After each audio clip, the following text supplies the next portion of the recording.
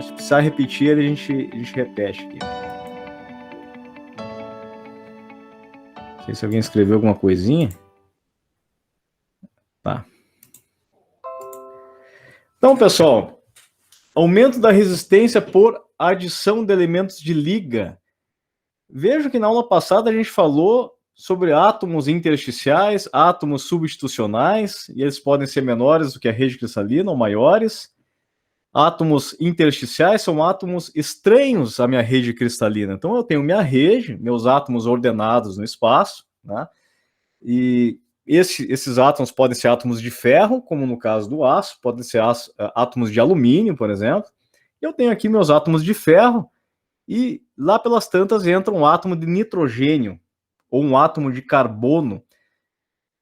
Quando que vai ser um átomo intersticial ou um átomo substitucional? Lembre-se da aula passada, pessoal, quando os átomos tiverem a mesma ordem de grandeza dos seus em tamanho, eu vou tender a ter um átomo substitucional. Esse átomo vai tender a substituir a posição de um átomo de ferro na minha estrutura. Quando é um átomo que é muito menor, por exemplo, como o caso do hidrogênio, nitrogênio, carbono, no ferro, ele vai entrar nos interstícios da minha rede cristalina. Mas em ambos os casos, pessoal, mesma pergunta que eu fiz na aula passada, para gravar aqui esse conceito. O que esse átomo, seja intersticial ou substitucional, está fazendo na minha rede cristalina aqui, pessoal? O que está acontecendo na minha rede cristalina ali? Modificando. Modificando. Em que sentido? Eu me refiro assim, o que ela está de fato fazendo? A minha rede cristalina está acontecendo o que com ela aqui?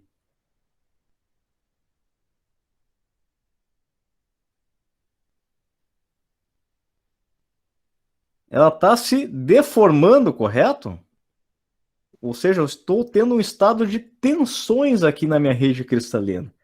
Seja um átomo intersticial ou átomo substitucional, eu gero um estado de tensões aqui, certo? Que por si só provoca um endurecimento do metal, certo? Então, se eu colocar... Bom, aqui tem um átomo de, vamos dizer, de carbono, mas se eu tiver outro aqui, outro e outro e outro, vocês pensam, pessoal, é fácil a gente imaginar que todo o material vai ficar tensionado. Ele vai ficar todo tensionado lá dentro, e isso por si só aumenta a dureza do material. Professor, aumenta muito, muito? Ser sincero com vocês, pessoal, na maioria dos casos não tanto. Existem outras formas de endurecer o material, bem diferente dessa, mas isso sim aumenta a dureza, certo? Vai depender do tipo de liga que eu estiver trabalhando. Pode ser mais considerável esse aumento de dureza ou menos considerável, certo? Então, isso por si só vai aumentar a dureza. Só que tem um outro detalhe. Lembre-se da aula passada, pessoal, como que ocorre a deformação plástica de um metal? Sempre que eu pedi para vocês anotarem algumas frases ali, né? Que a deformação plástica de um metal ocorre pela movimentação de discordâncias. Você lembra? Então, pessoal, né? Tudo aquilo que travar a movimentação daquele outro defeitinho que a gente vai ver agora, que são as discordâncias, tudo aquilo que atrapalhar a movimentação das discordâncias, vai aumentar a dureza do material, vai ficar mais difícil deformar o material, né? Então, a interação desses defeitos também é no sentido de travar uma discordância. Uma discordância que quer se mexer, vai encontrar esse átomo intersticial e vai ser difícil ela continuar se mexendo. É como se fosse você imagina uma rodovia, como se eu tivesse uma rodovia esburacada, né? Cada átomo desse aqui seria um buraco, que vai estar travando, vai impedir que o carro se movimente, vai estar dificultando o movimento desse carro, certo? Então, pensem, para um metal se deformar, ele precisa que as discordâncias se movam, né? Se eu travar, se eu dificultar o movimento da discordância, eu aumento a dureza, eu dificulto a deformação plástica. Perfeito, pessoal? Professor, interrompendo um Sim. pouquinho, o Gabriel falou que não está conseguindo entrar na aula. Tá chegando atrasado, né? Não, ele falou que não foi aceito. Não. Chegou um pouquinho atrasado, sim. Cadê ele aqui? Não tá aparecendo. Deixa eu falar. Vai tentar entrar de novo ali, cara, por favor. E não tá aparecendo para mim entrar aqui. Tá bom. Professor, eu tenho uma Agora dúvida. sim. Claro, pode falar, Marcelo. Pois quando se torna o material mais duro, ele perde resistência? Na maioria das vezes, depende da situação, a gente vai ver, tem um caso onde eu endureço o material e ao mesmo tempo ele aumenta a tenacidade da fratura, né, ou a resistência à fratura por impacto, vamos dizer assim. Tem um caso só. Nesse caso aqui do endurecimento por solução sólida, tem razão. Ao mesmo tempo que eu estou aumentando a dureza, eu vou deixar, entre aspas, o material mais frágil, né? Ele fica mais duro, mas mais quebradiço, seria esse o caso. Assim. Eu acho que foi essa a tua dúvida, né? Sim, sim, isso mesmo. Ele acaba ficando mais quebradiço, sim. Agora, tem um caso onde eu consigo aumentar, não muito a dureza, mas aumento consideravelmente a dureza, e ao mesmo tempo deixo ele menos frágil. Tem um caso só específico. A gente vai ver já hoje. Entendi. Obrigado. Beleza, valeu, Marcelo. Qual outra forma de aumentar a dureza, pessoal? Formação do que a gente chama de precipitados. O que são precipitados, pessoal? O que é precipitação? Fenômeno de precipitação dos materiais. Vamos fazer um exercício. Assim, imagine uma caixa d'água gigante e você bota uma colher de sal nessa caixa d'água. O que vai acontecer com esse sal? O que vocês acham que vai acontecer com aquele sal ali? Vai se diluir na água? Isso, exatamente. Vai se dissolver na água. Ele vai simplesmente sumir na água. Uma colherzinha de sal numa caixa d'água vai sumir. Agora, você imagina essa mesma caixa d'água, só que metade da caixa d'água eu vou colocar sal. E a outra metade água. O que vai acontecer com o sal ali? Meia caixa d'água de sal, metade água. Vai ficar tudo no fundo? Assim, ó, boa parte vai se dissolver, né? Mas a grande parte vai ficar tudo no fundo. Não tem como eu dissolver todo aquele sal ali, porque é muito sal, né? É muita coisa. Então, eu vou precipitar boa parte daquele sal. Vai ocorrer precipitação. Isso acontece exatamente da mesma forma nos metais, pessoal. Lembre-se que um dia, lembre-se das nossas primeiras aulas, um dia um metal foi líquido. Eu fundi esse metal lá, né? Tava lá na minha panela de aço, né? Ou de alumínio, e eu fundi esse material. Ele estava lá no estado líquido. Dependendo do que eu colocar junto com esse metal, vai ocorrer uma coisa chamada precipitação. Eu vou precipitar fases, que a gente chama de fases. A primeira vez que a gente estava ouvindo falar dessa palavra, né? Eu vou precipitar certas fases do material a hora que ele ficar sólido. E esses precipitados eles podem aumentar a dureza. Normalmente, pessoal, esses precipitados eles não são tão fáceis de enxergar quando eles são pequenininhos. E aqui o caso é o seguinte: quanto menorzinho, é quase que uma regra isso, né? Tem algumas exceções, mas quanto menor o precipitado, mais ele endurece o metal aqui, né? Então, ele vai formar fases normalmente com ligações covalentes muito duras. Então, por exemplo, carboneto de cromo, carbonetos muitas vezes são precipitados que acontecem, né? Nitretos, a base de nitrogênio, no caso. Então, são fases muito pequenininhas que ocorrem devido a um excesso de elemento de liga, um excesso de outros átomos que estavam ali quando o material estava fundido, né? Eu botei demais um certo elemento. Quando eu solidificar, parte vai ficar ali como solução sólida, dissolvido aqui, né? Agora tem como eu passei da conta, ultrapassei o limite de solubilidade, vai começar a ocorrer um conglomerado desses átomos estranhos e eles vão formar ligações aqui fortes, né? Ou seja, precipitados da minha rede cristalina. E esses precipitados são muito duros, pessoal. Eles aumentam mesmo a dureza do material. Vejam aqui, pessoal, eu não vou entrar no detalhe da técnica para usar essa foto aqui, isso é mais uma curiosidade para vocês mesmo, tá? Mas aqui, nessa técnica de microscopia eletrônica de transmissão, isso aqui é 200 mil vezes de aumento aqui, 115 mil vezes, né? Então, são coisas muito pequenas, mas que aumentam muito a dureza. Acho que foi o Marcelo que perguntou, né, que quando aumenta a dureza do material, e eu fragilizo ele, né? Ele acaba ficando mais frágil. Tem uma forma que eu vou aumentar a dureza e ao mesmo tempo não vai fragilizar ele. E é justamente aqui, ó, aumento da resistência por diminuição do tamanho de grão. É a única forma, o único dos mecanismos de endurecimento que eu vou ter num material metálico, que ao mesmo tempo eu vou aumentar a dureza e vou deixar ele menos frágil, que é reduzir o tamanho de grão. Se lembra que na aula passada, pessoal, a gente falou ali sobre os grãos, né? Que eu tenho lá meu grão e tenho os contornos de grão, certo? O detalhe é o seguinte, pessoal, quanto menor o grão, menos espaço vai ter para as discordâncias andarem. Então eu tenho minhas discordâncias que vão estar se movimentando, né? Se eu passar uma certa quantidade de força que eu coloco no material ali, essas discordâncias, elas se movem. E movimentação de discordância é o que causa deformação permanente nos metais, né? Só que assim, ó, se o grão está muito pequeno, a discordância vai andar um pouquinho, vai encontrar um contorno de grão. O contorno de grão, pessoal, vamos fazer uma analogia assim, bem grosseira, né? Seria como se fosse um pedágio numa rodovia. Vamos pensar que a discordância, de novo, é um carro, né? E ela está se movendo e está deformando o meu material, né, de forma permanente. Vamos imaginar que seja um carro. Cada contorno de grão seria um pedágio.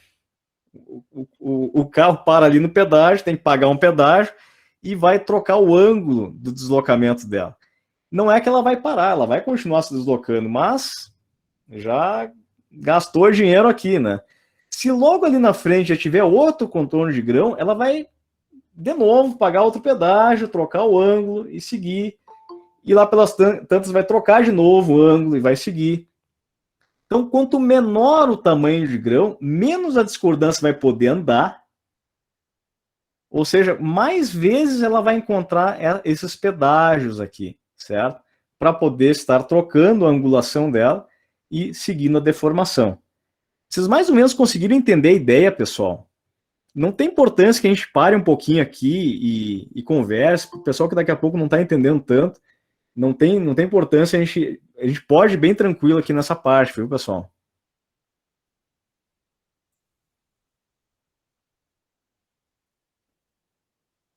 Vou fazer o que eu fazia nas outras turmas, assim, tá? Para eu ter um sentimento de como vocês estão entendendo a matéria. Eu sempre peço que vocês escrevam no chat, assim, quantos por cento estão entendendo? Vocês botem ali no chat ali para mim. 0%, não estou entendendo nada, 20%, 50%, 70%, 80%, só para eu ter uma noção aí, como é que está o entendimento de vocês, já que eu não estou vendo vocês, pessoal. Vocês podem colocar no chat ali. É mais importante que o presente de vocês. O presente depois eu vejo quem está. 70%, ótimo, Raíssa. Tá ótimo, tá? Eu não vou esperar que vocês estejam sabendo 100% dessa parte. Não se preocupem, tá, pessoal? É o tipo da coisa que tá de boa, beleza, 70% eu fico muito feliz, pessoal, porque muito disso aqui a gente vai ver depois quando a gente fizer os ensaios, quando a gente fizer um ensaio de tração, fizer ver os ensaios que a gente faz para determinar as propriedades do material, a gente vai rever tudo isso aqui de novo. Perfeito, Jonathan. Cauã, 60%, 70%. Tá bom, tá bom, tá ótimo. Tá ótimo, eu fico feliz, pessoal. O professor tá 20%, 30%. Eu posso repetir aí, não tem importância. 67%? Que precisão, hein, Henrique? Tranquilo.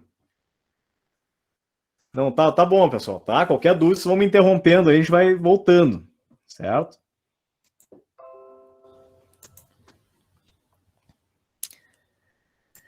É possível ver isso aí dentro do material? Pessoal, normalmente na metalurgia não se preocupa tanto em ver essas coisas, né? Mas é assim, é possível fazer análises onde você realmente encontre ali essas chamadas linhas de escorregamento por onde passam as discordâncias. Então, você tem certos planos, pessoal, são preferenciais para as discordâncias se moverem. Lembrem que na aula passada eu pedi para vocês escreverem, né, pessoal? o metal se deforma permanentemente, ou a deformação plástica do metal, a deformação permanente do metal, ela ocorre pela movimentação de discordâncias. Isso aí eu pedi que vocês decorassem, né? Decorassem para depois a gente explicar 10 vezes se for o caso. É um dos conceitos mais importantes que a gente vai ter na metalurgia, pessoal, que vai ser importante depois também para a conformação mecânica. Só que o detalhe, né? Essas discordâncias, pessoal, e uma coisa que eu não falei na aula passada, elas não andam por qualquer lugar. Elas andam em certas regiões preferenciais. Olha só que interessante, né? As discordâncias, elas não têm assim, vou para qualquer lado. Mesmo que você aplique uma força direcional na tua peça ali, as discordâncias têm uma tendência de buscar certos planos, pessoal. Certos planos na estrutura cristalina ali são planos mais interessantes, vamos dizer assim, para as discordâncias se moverem. Seria como se fossem rodovias, né? Para quem conhece Porto Alegre ali, eu tenho as chamadas perimetrais. Então, quando eu tenho que ter um grande deslocamento de carros, por exemplo, normalmente eu vou pelas perimetrais, que são vias mais rápidas. É mais fácil os carros passarem por ali, né? Quando eu estou chegando próximo ao meu destino, eu entro nas ruas menorzinhas, né? Entro nas ruas periféricas, né? Então, pessoal, isso acontece também nos metais, certo? Acontece das discordâncias buscarem regiões mais fáceis para elas percorrerem, tá? Por enquanto, só entendam isso. Eu acabei não colocando a animação das discordâncias para vocês no Moodle, né, pessoal? Agora estou me lembrando que eu tinha prometido e não coloquei. Sem falta, hoje eu vou colocar ali uma animação do movimento de discordância, pessoal, no Moodle para vocês, tá? Me cobrem no WhatsApp se isso não acontecer. Bom, vimos aqui a diminuição do tamanho de grão. Uma dica para vocês, né? Uma curiosidade para vocês. Esse mecanismo aqui, antes de a gente entrar no encurramento, né? Esse mecanismo de aumento da resistência por menor tamanho de grão é a tecnologia que está sendo utilizada nos automóveis de hoje em dia. Então, a gente consegue reduzir muito o peso do carro usando chapas mais finas, mas mais resistentes e, pasmem, né? Menos frágeis. Elas ficam mais duras e menos frágeis, com aços que têm grãos muito pequenos, né? Essa tecnologia começou no Japão, há mais ou menos 20, 25 anos atrás, e ela utiliza a tecnologia de aços microligados, certo? E entre os elementos-chave para se fazer esses aços tem o nióbio e o vanádio. Então, realmente, a questão do nióbio ela é bem importante para fabricar esses aços aí de altíssima resistência, certo? Então, só essa curiosidade para vocês. Pessoal, endurecimento por encruamento. O que é o tal do encruamento, pessoal? Tem a explicação aqui já nos slides para vocês, mas vocês podem colocar uma dica do professor para vocês. É um excesso de discordâncias. O que é o encruamento? É vocês encherem de discordância o material e como uma atrapalha a outra, o material se endurece. Você lembra que na aula passada eu pedi para vocês pegarem um clips ali e tentar dobrar ele, né? Se vocês tentarem fazer isso, pessoal, dobrar ele ao extremo, vocês vão ver que na região que já está dobrada é mais difícil eu continuar deformando. Justamente porque ali já tem muita discordância. Eu criei muitas discordâncias, né? Eu pedi para vocês escreverem 3 frasezinhas na aula passada, né? Que a deformação plástica de um metal, blá, blá, blá, ocorre pela movimentação de discordância. Você lembra, né? Estão cansados de ouvir isso. A segunda frase, que durante a deformação plástica eu crio novas discordâncias. Essa é a segunda frase. Quem não anotou na aula passada, anota agora. E a terceira é que uma atrapalha a outra. Pessoal, essas 3 frases explicam o encruamento. Então, quando eu estou deformando o material e as discordâncias estão se movendo, novas estão nascendo. Só que essas novas estão nascendo, estão atrapalhando a coisa toda. Basicamente é isso que acontece. Então, quanto mais eu deformo o material de forma plástica, mais difícil é eu continuar deformando. Por quê? Porque as novas discordâncias que estão nascendo estão atrapalhando o resto do material se deformar. Isso causa um endurecimento, ou deixa o material mais rígido, né? Eu deformar plasticamente um metal, deixa naquela região que eu deformei, ele mais rígido. Então pegue um exemplo aí, uma cadeira que vocês estejam sentados, que seja feito de metalon, né? Aqueles tubos de aço dobrado, naquela região da dobra ali, se o processo foi feito a frio, é um pouquinho mais duro. Né? Ou na região que eu deformei uma peça, na região que ocorreu a dobra, ela é um pouco mais dura. Por quê? Devido ao encruamento. Certo, pessoal? Então, encruamento o que é? Resumindo toda essa explicação que eu tenho aqui, né? Nada mais é do que aumentar a dureza do material por aumentar o número de discordâncias. Perfeito, pessoal? Conseguiram pegar essa lógica aí? Mais ou menos? Sim. Consegui. Como é que você falou, professor? Oi, desculpa. Aumentar a dureza do material para encruamento? Assim, o encruamento é o aumento da dureza do metal, tá? Devido ao aumento da quantidade de discordâncias. Então, assim, ó, quando eu deformo o material, várias coisas estão acontecendo, deformando plasticamente, né? As discordâncias estão se movendo para se deformar plasticamente, tá? Mas, ao mesmo tempo, eu estou criando novas discordâncias. E essas vão estar atrapalhando, elas se atrapalham, na verdade, né? As discordâncias não gostam muito uma das outras. Então, quanto mais ali, mais difícil elas escorregarem, vamos dizer assim. Elas se atrapalham no escorregamento. E o encruamento nada mais é do que isso, é ter um excesso de discordância e aí tornar difícil o escorregamento das discordâncias ou o movimento das discordâncias. Não sei se ficou um pouquinho mais claro, Raíssa. Sim, obrigada. E aí, isso, como é difícil elas escorregarem, como eu estou impedindo elas andarem, isso deixa o material mais rígido. Enrijece o material. Essa é a lógica por trás do encruamento. Beleza?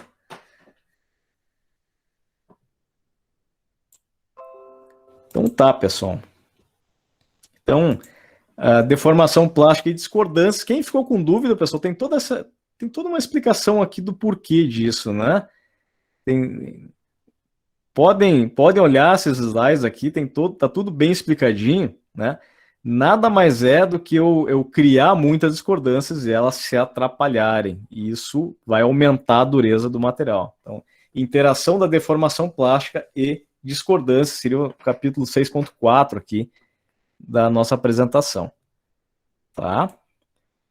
Em termos de propriedades mecânicas aqui, pessoal, então é isso que eu estou falando, então eu resumo aqui da nossa apresentação. Só para questão de curiosidade, né? Quando a gente deforma um material, 5% da energia que a gente utiliza para deformar o material é retida internamente no material. Justamente, né? Retida internamente, quero dizer que isso quer dizer a criação de discordâncias. Ou não somente a criação de discordâncias, outros mecanismos também, mas basicamente isso. Eu crio novas discordâncias com 5% da energia que eu emprego. Tá, e o restante, professor? O restante é som, o restante é calor, o restante é a própria deformação plástica que tu vai ter. Então, o que é uma deformação plástica? Eu tenho ali uma chapa, né? Uma chapa de metal, eu aperto ela, pressiono ela ali contra punções, né? Contra ferramentas de conformação, que a gente vai ver mais para frente, lá na disciplina de conformação. Quando eu faço essa operação, aquele disco de metal vira um prato, por exemplo, ou uma bandeja. Eu troco a forma do material, né? Mas muito da energia vai ser som, eu escuto, não é um processo silencioso, e a peça ali também aumenta a sua dureza em si.